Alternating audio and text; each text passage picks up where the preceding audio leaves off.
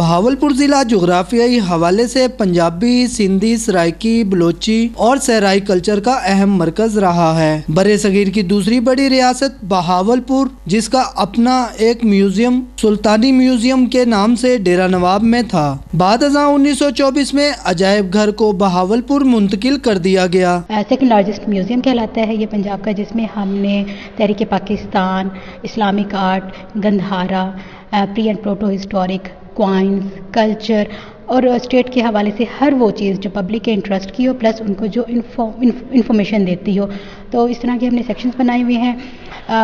بہت بڑے تعداد میں یہاں پہ لوگ وزٹ کرتے ہیں۔ عجائب گھر میں ٹیپو سلطان کی تلواریں، نادر شاہ کی پیٹی، ٹوپیاں، سونے کے سکے اور چولستان میں تاریخی 32 قلعوں سے ملنے والی نوادرات کو رکھا گیا ہے۔ عجائب گھر کے وسط میں نواب سر صادق خان کے استعمال میں رہنے والی توپوں کو بھی عوام کے لیے رکھا گیا ہے۔